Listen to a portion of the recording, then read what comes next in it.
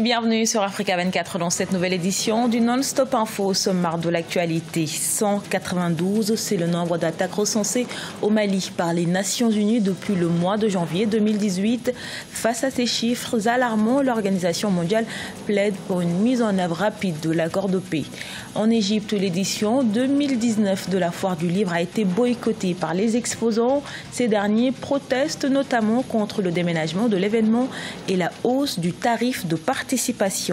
Et puis la Coupe d'Afrique des Nations 2023 se déroulera finalement en Côte d'Ivoire. Le pays a accepté d'abriter la compétition continentale. Un accord a été trouvé entre les deux parties suite à la visite du président de la Confédération africaine de football, Ahmad Ahmad, à Abidjan. C'est un constat alarmant qu'a fait les Nations Unies au Mali. 192 attaques ont été recensées depuis janvier 2018. Face à cette situation, l'Organisation mondiale plaide pour une mise en œuvre rapide de l'accord de paix. Le comité de suivi de l'accord de son côté en appelle à la patience. Ange Bijou-Noménion. Depuis sa signature, le 15 mai 2015, l'accord de paix censé ramener le calme au Mali peine à se concrétiser. Sur le terrain, les attaques meurtrières se multiplient. Une situation qui interpelle et qui inquiète de plus en plus les autorités du pays, mais aussi la communauté internationale. La lenteur s'explique surtout par le manque de sincérité des acteurs qui sont en face. Et par acteurs, j'entends la communauté internationale et les mouvements signataires. Quand les mouvements s'engagent à désarmer, après il dit pour désarmer, il faut que l'État avance sur la régionalisation. Des points qui ne sont pas compris dans l'accord et tous les jours, il y a de nouveaux préalables qu'ils mettent sur la table. Selon l'ONU, au total, 192 attaques ont été recensées au Mali depuis janvier 2018. Pour le comité de suivi de l'accord de paix, certaines contraintes sur le terrain seraient à l'origine de l'absence de résultats dans la mise en œuvre de l'engagement de chacun des protagonistes.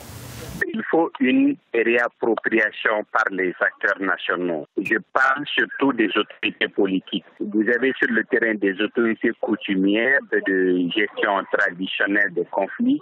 Parmi les résultats pris par les autorités maliennes figure le lancement d'un processus accéléré de désarmement, de démobilisation, de réintégration et d'intégration. Mais pour ce qui est de la mise en place des autorités intérimaires, aucun progrès pour l'instant n'a toujours été réalisé selon l'ONU. Les syndicats zimbabwéens menacent de déclencher un nouveau mouvement de grève et ce, en cas de l'échec des négociations salariales avec le gouvernement. Les employés de la fonction publique se disent excédés et sont disposés à entrer dans le train de la revendication sociale. Aminata Baré.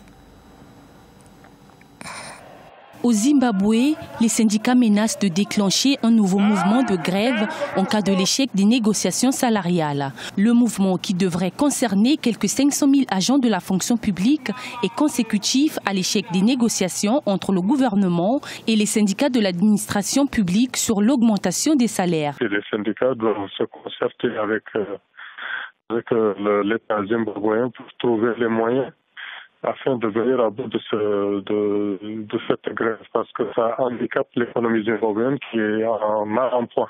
Le dollar zimbabwéen ne vaut plus rien et puis le Zimbabwe est un pays très endetté. Les fonctionnaires estiment que face à la hausse effrénée du coût de la vie, le gouvernement devrait relever les salaires de ses agents.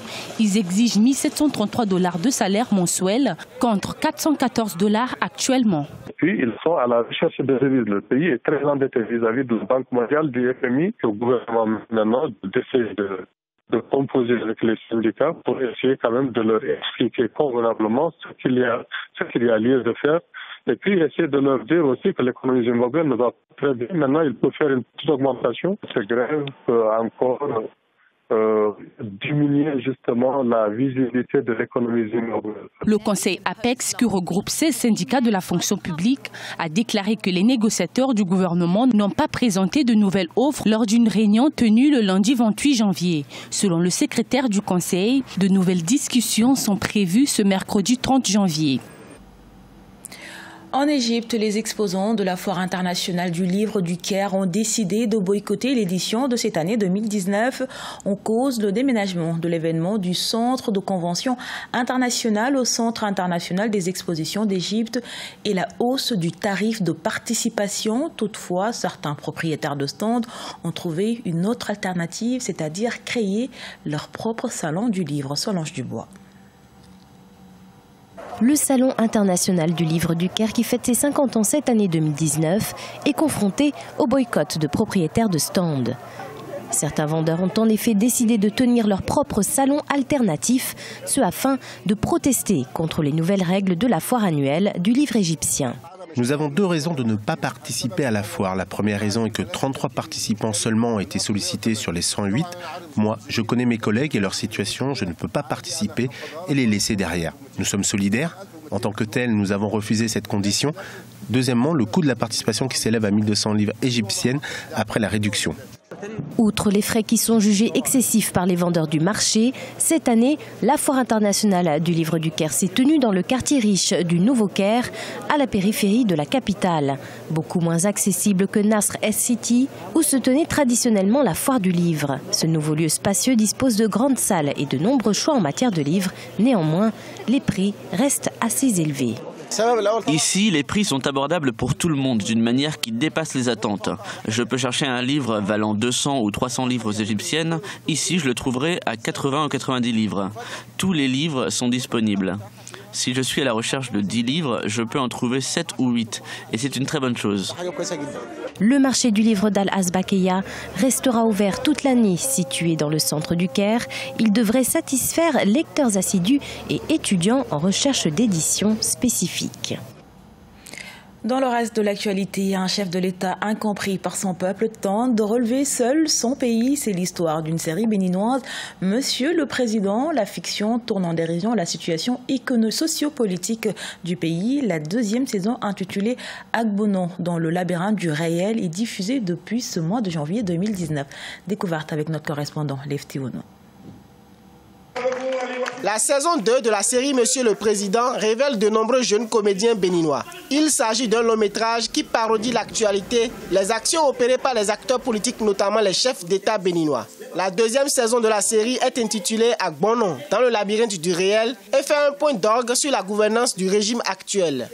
Agbonon est arrivé au pouvoir pour restaurer un état de droit, mais malheureusement, dans ses actions, dans ses projets, il est demeuré incompris par la population.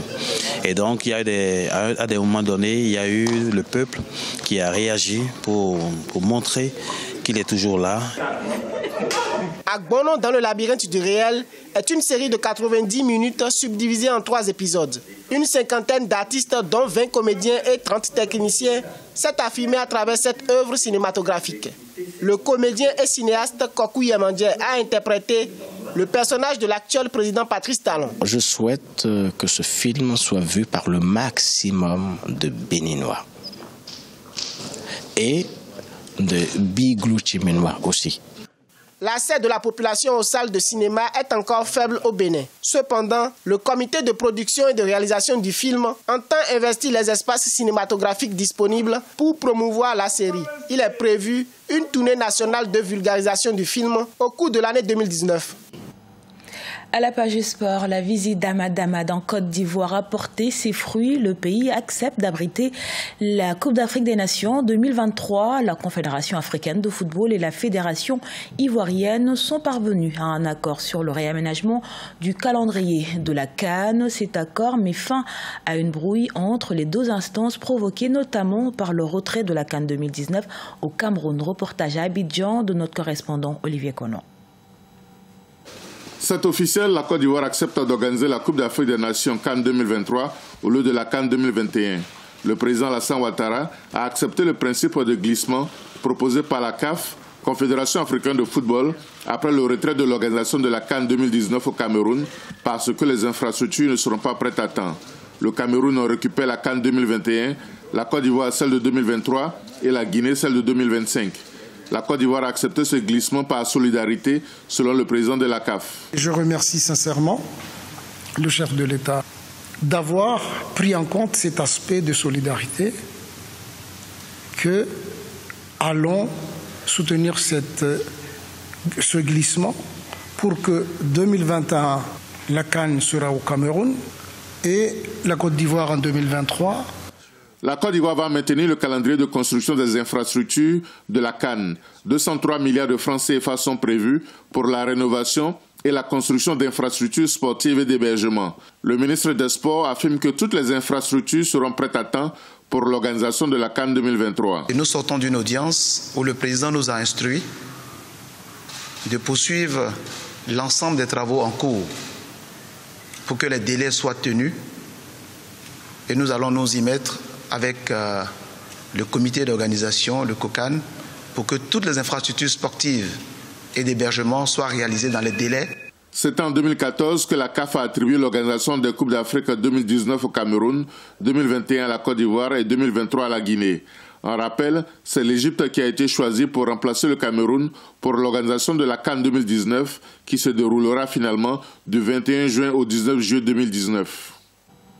Ce journal a été réalisé par l'ensemble de la rédaction. Merci pour votre fidélité. Retrouvez dans un instant une nouvelle édition de l'actualité sur Africa 24.